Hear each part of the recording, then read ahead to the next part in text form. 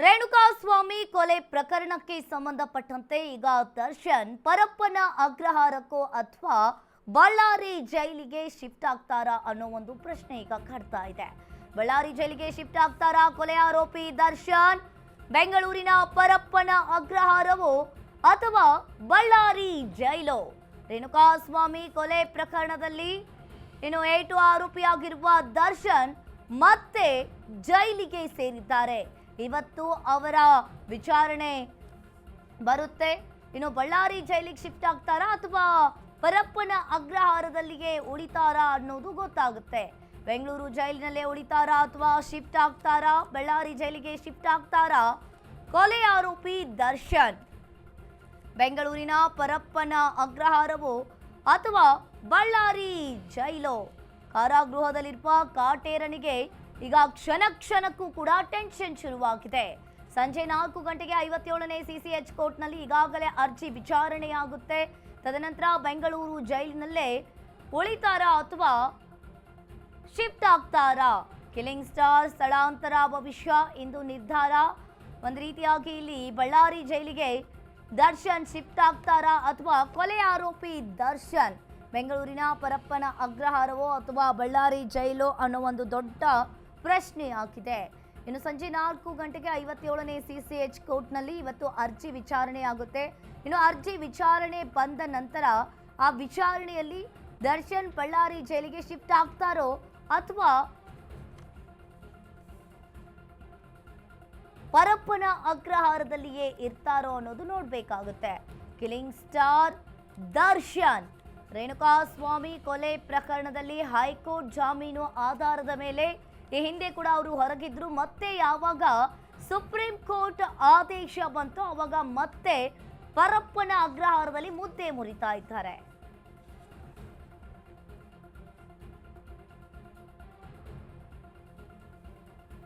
ಇನ್ನು killing star ದರ್ಶನ್ಗೆ ಒಂಥರ ಡವಡವ ಶುರುವಾಗಿದೆ. ಬಳ್ಳಾರಿ ಜೈಲಿಗೆ ದರ್ಶನ್ ಶಿಫ್ಟ್ ಮಾಡುವಂತೆ SPP ವಾದ ಮಂಡನೆಯನ್ನ ಮಾಡಿದ್ರು. ಭದ್ರತಾ ದೃಷ್ಟಿಯಿಂದ ದರ್ಶನ್ ಸ್ಥಳಾಂತರಕ್ಕೆ SPP ಮನವಿಯನ್ನ ಮಾಡಿದ್ದಾರೆ. ಬಳ್ಳಾರಿ ಜೈಲಿಗೆ ಆರೋಪಿ ದರ್ಶನ್ ಸ್ಥಳಾಂತರಕ್ಕೆ ಆಕ್ಷೇಪ ಕೂಡ ವ್ಯಕ್ತವಾಗ್ತಾ ಇದೆ. ಇನ್ನು ಸುರಕ್ಷತೆ ಮತ್ತು ಆಡಳಿತಾತ್ಮಕ ಕಾರಣವನ್ನ ನೀಡಿರುವುದು ಸರಿಯಲ್ಲ. ವಿಚಾರಣಾ ದಿನ ಕೈದಿಗಳ ಸ್ಥಳಾಂತರಕ್ಕೆ ಅವಕಾಶವಿಲ್ಲ. ದರ್ಶನ್ ಪರ ಪ್ರಬಲ ವಾದವನ್ನ ಮಂಡಿಸಿರುವ ಸಂದೇಶ್ ಚೌಟ್ ಬಳ್ಳಾರಿ ಜೈಲಿಗೆ ದರ್ಶನ್ ಶಿಫ್ಟ್ ಮಾಡುವಂತೆ ಈಗಾಗಲೇ SPP ವಾದ ಮಂಡನೆಯನ್ನ ಮಾಡಿದ್ದಾರೆ. ಇನ್ನು ಒಂದು ರೀತಿಯಾಗಿ ಪರಪ್ಪನ ಅಗ್ರಹಾರದ ಭದ್ರತಾ ದೃಷ್ಟಿಯಿಂದ ದರ್ಶನ್ ಸ್ಥಳಾಂತರಕ್ಕೆ SPP ವಾದ ಮಂಡನೆಯನ್ನ ಮಾಡಿದ್ರು. ಇನ್ನು ಪ್ರಾಸಿಕ್ಯೂಷನ್ ಪರ SPP ವಾದ ಮಂಡನೆ ಮಾಡಿದ್ರು. ಹಾಗಾದ್ರೆ ಅದರಲ್ಲಿ ಏನಿತ್ತು? ವಾರದಲ್ಲಿ 1 ಬಾರಿ ಕುಟುಂಬದವರು VC ಮೂಲಕ ಭೇಟಿ ಮಾಡಬಹುದು. ಭದ್ರತಾ ದೃಷ್ಟಿಯಿಂದ ದರ್ಶನ್ ರವರನ್ನ ಸ್ಥಳಾಂತರಕ್ಕೆ SPP ಮನವಿ ಮಾಡಿದ್ದಾರೆ. ದರ್ಶನ್ ಸಾಮಾನ್ಯ ವ್ಯಕ್ತಿಯಲ್ಲ, ಆತ ಒಬ್ಬ ಸೆಲಿಬ್ರಿಟಿ. ಇನ್ನು ಈ ಎಲ್ಲ ದೃಷ್ಟಿಯಿಂದ ಭದ್ರತಾ ದೃಷ್ಟಿಯಿಂದ SPP ಸ್ಥಳಾಂತರಕ್ಕೆ ಮನವಿಯನ್ನ ಮಾಡಿರುವಂಥದ್ದು. ಇಲ್ಲಿ ಪ್ರಾಸಿಕ್ಯೂಷನ್ ಪರ SPP ವಾದ ಮಂಡನೆಯನ್ನ ಮಾಡಿದ್ದಾರೆ. ದರ್ಶನ್ ಪರಪ್ಪನ ಅಗ್ರಹಾರದಲ್ಲಿ ಇರೋದು ಬೇಡ, ಬಳ್ಳಾರಿ ಜೈಲಿಗೆ ಶಿಫ್ಟ್ ಮಾಡೋಣ ಅಂತ ಅವರು ಹೇಳ್ತಾ ಇರುವಂಥದ್ದು. ಈ ಪರಪ್ಪನ ಅಗ್ರಹಾರದ ಭದ್ರತಾ ದೃಷ್ಟಿಯಿಂದ ಅಲ್ಲಿನ ಪೊಲೀಸರ ದೃಷ್ಟಿಯಿಂದ ನಾವು ದರ್ಶನ್ ರವರನ್ನ ಸ್ಥಳಾಂತರಕ್ಕೆ ಮಾಡಲೇಬೇಕು ಅಂತ ಹೇಳಿ SPP ಮನವಿಯನ್ನ ಮಾಡಿಕೊಂಡಿದ್ದಾರೆ. ಇನ್ನು ಮತ್ತೆ ಇವತ್ತು ದರ್ಶನ್ ಬಳ್ಳಾರಿ ಜೈಲಿಗೆ ಹೋಗ್ತಾರಾ ಅಥವಾ ಪರಪ್ಪನ ಅಗ್ರಹಾರದಲ್ಲಿಯೇ ಉಳಿತಾರಾ ಅನ್ನೋದನ್ನ ನೋಡಬೇಕು ಅಷ್ಟೇ.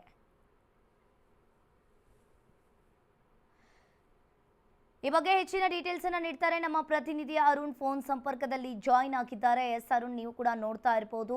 ಈಗ ಮತ್ತೆ ದರ್ಶನ್ ರವರ ಭವಿಷ್ಯ ಇವತ್ತು ಮತ್ತೆ ನಿರ್ಧಾರವಾಗುತ್ತೆ. ಪರಪ್ಪನ ಅಗ್ರಹಾರದಲ್ಲಿಯೇ ಇರ್ತಾರಾ ಅಥವಾ ಬಳ್ಳಾರಿ ಜೈಲಿಗೆ ಶಿಫ್ಟ್ ಆಗ್ತಾರಾ ಅನ್ನೋದು ಇವತ್ತು ವರದಿ ಬಂದ ಮೇಲೆ ಗೊತ್ತಾಗುತ್ತೆ. ಏನಿದೆ ಇದ್ರ ಬಗ್ಗೆ ಹೆಚ್ಚಿನ ಡೀಟೇಲ್ಸ್? ಏನಂದ್ರೆ ಈಗಾಗಲೇ ನಿನ್ನೆನೂ ಸಹ ಏನು ಸೆಷನ್ಸ್ ಕೋರ್ಟ್ ಈ ಬಗ್ಗೆ ಒಂದು ಅರ್ಜಿಯ ವಿಚಾರಣೆಯನ್ನ ನಡೆಸಿತ್ತು. ಅಂದ್ರೆ ಪ್ರಮುಖವಾಗಿ ದರ್ಶನ್ ಅವರನ್ನ ಯಾಕೆ ಬಳ್ಳಾರಿಗೆ ಶಿಫ್ಟ್ ಮಾಡಬೇಕು ಅನ್ನೋದ್ರ ಬಗ್ಗೆನೂ ಸಹ ಎಸ್ಪಿಪಿ ಪ್ರಸನ್ನ ಕುಮಾರ್ ಅವರು ಒಂದು ಸುದೀರ್ಘವಾದ ವಾದವನ್ನ ಮಂಡಿಸಿದ್ರು. ಮತ್ತೆ ಅದೇ ರೀತಿ ಯಾಕೆ ಅವ್ರನ್ನ ಮಾಡಬಾರ್ದು ಅನ್ನೋದಕ್ಕೂ ಸಹ ಒಂದು ಅವರ ಪರ ವಕೀಲರು ಸಹ ಒಂದು ವಾದವನ್ನ ಮಾಡಿದ್ರು. ಇವತ್ತು ಸಹ 4 ಗಂಟೆಗೆ ಏನು ಅರ್ಜಿಯ ವಿಚಾರಣೆ ಆಗುತ್ತೆ. ಯಾಕಂದ್ರೆ ನಿನ್ನೆ ಏನು ಸಂದೇಶ್ ಚೋಟಾ ಅವರು ಸಹ ವಾದವನ್ನ ಮಾಡಿದ್ರು. ಮತ್ತೆ ಅದೇ ರೀತಿ ಪ್ರಸನ್ನ ಕುಮಾರ್ ಅವರು ಮನೆಯಲ್ಲಿ ಪ್ರಸನ್ನ ಕುಮಾರ್ ಅವರು ಏನು ಬಳ್ಳಾರಿಗೆ ಶಿಫ್ಟ್ ಮಾಡಿದ್ರು ಸಹ ಅವರನ್ನ ಕುಟುಂಬಸ್ಥರು ಭೇಟಿ ಆಗಬಹುದು. ಅಂದ್ರೆ ವಿಡಿಯೋ ಕಾನ್ಫರೆನ್ಸ್ ಮೂಲಕ ಸಹ ಅವರನ್ನ ಭೇಟಿ ಆಗಬಹುದು. ಮತ್ತೆ ಅವರನ್ನ ಮೊಬೈಲ್ ಮೂಲಕನೂ ಸಹ ಒಂದು ಸಂಪರ್ಕ ಮಾಡಿ ಮಾತನಾಡಬಹುದು. ಆದ್ರೆ ಇಲ್ಲಿ ಆರೋಪಿಗಳ ಪರ ವಕೀಲರು ಏನ್ ಹೇಳ್ತಾ ಇದಾರೆ ಅಂದ್ರೆ ಅಲ್ಲಿ ಬಳ್ಳಾರಿಗೆ ಶಿಫ್ಟ್ ಮಾಡಿದ್ರೆ ಅವರ ತಾಯಿ ಮೊದಲನೇದಾಗಿ ಅನಾರೋಗ್ಯದಿಂದ ಇದ್ದಾರೆ. ಅವ್ರ ತಾಯಿ ನೋಡಕ್ಕೆ ಅಲ್ಲಿಗೆ ಬಳ್ಳಾರಿಗೆ ಹೋಗಲ್ಲ ಅನ್ನೋದು ಅವರ ತಾಯಿಯ ಒಂದು ಕಾರಣ ಕೊಟ್ಟಿರುವಂತದ್ದು. ಮತ್ತೊಂದು ಕಾರಣ ಅಂದ್ರೆ ಪ್ರಮುಖವಾಗಿ ಆ ಟ್ರಯಲ್ ಸ್ಟಾರ್ಟ್ ಆದಂತ ಸಂದರ್ಭದಲ್ಲಿ ಪ್ರತಿದಿನ ವಕೀಲರು ಹೋಗ್ಬಿಟ್ಟು ಕೆಲವೊಂದಷ್ಟು ಮಾಹಿತಿಗಳನ್ನ ಪಡ್ಕೋಬೇಕಾಗುತ್ತೆ. ಹಾಗಾಗಿ ಆ ಮಾಹಿತಿ ಪಡ್ಕೊಳ್ಳೋಕೆ ಇಲ್ಲಿಂದ ಟ್ರಾವೆಲ್ ಮಾಡೋಕೆ ಕಷ್ಟ ಆಗುತ್ತೆ. ಮತ್ತೆ ಅಷ್ಟೊಂದು ಎಕ್ಸ್ಪೆನ್ಸ್ ಅಂದ್ರೆ ಬರ್ಸೋಕೆ ಆರೋಪಿಗಳ ಪರ ವಕೀಲರು ಸಹ ಒಂದು ಕುಟುಂಬಸ್ಥರು ತಯಾರಿಲ್ಲ. ಹಾಗಾಗಿ ಅವರನ್ನ ಬಳ್ಳಾರಿಯಲ್ಲೇ ಇರಬೇಕು. ಮತ್ತೆ ನೀವು ಒಂದಷ್ಟು ಕಠಿಣ ಕ್ರಮಗಳನ್ನ ಕೊಟ್ಟು ಬಳ್ಳಾರಿಗೆ ಶಿಫ್ಟ್ ಮಾಡಬಾರ್ದು, ಇಲ್ಲೇ ಇರ್ಬೇಕು ಅಂದ್ಬಿಟ್ಟು ಅವರ ಪರ ವಕೀಲರು ವಾದ ಮಾಡಿದ್ರೆ ಇಲ್ಲಿ ಏನು ಆಡಳಿತಾತ್ಮಕ ಮತ್ತೆ ಭದ್ರತಾ ದೃಷ್ಟಿಯಿಂದ ಶಿಫ್ಟ್ ಮಾಡ್ಬೇಕು ಅಂದ್ಬಿಟ್ಟು ಜೈಲು ಅಧಿಕಾರಿಗಳು ಒಂದು ಎಸ್ಪಿಪಿ ಮೂಲಕ ಕೋರ್ಟ್ಗೆ ಒಂದು ಅರ್ಜಿಯನ್ನು ಹಾಕಿದ್ರು. ಆ ಒಂದು ಮೂಲಕ ಅಂದ್ರೆ ಜೈಲು ಅಧಿಕಾರಿಗಳು ಏನೊಂದು ಈ ಜೈಲು ಮ್ಯಾನ್ಯುವಲ್ ಏನಿದೆ ಆ ಒಂದು ಮ್ಯಾನ್ಯುವಲ್ ಪ್ರಕಾರ ಏನು ಎಲ್ಲಾ ರಾಜ್ಯದ ಎಲ್ಲಾ ಜಿಲ್ಲೆಗಳಲ್ಲಿ ಸಹ ಒಂದು ವಿಸಿಗೆ ಒಂದು ವ್ಯವಸ್ಥೆಯನ್ನ ಮಾಡಲಾಗಿದೆ. ಏನು ವಿಸಿ ಮೂಲಕ ಅವರು ವಕೀಲರು ಮಾತನಾಡಬಹುದು. ಮತ್ತೆ ಕುಟುಂಬಸ್ಥರು ಗೆಳೆಯರು ಯಾರಿದ್ದಾರೆ ಎಲ್ಲರೂ ಸಹ ವಿಸಿ ಮೂಲಕ ಸಂಪರ್ಕ ಮಾಡಬಹುದು. ನಮ್ಮ ಒಂದು ಕರ್ನಾಟಕ ಜೈಲಿನಲ್ಲಿ ಎಲ್ಲಾ ರೀತಿಯ ವ್ಯವಸ್ಥೆಗಳನ್ನು ಇದೆ.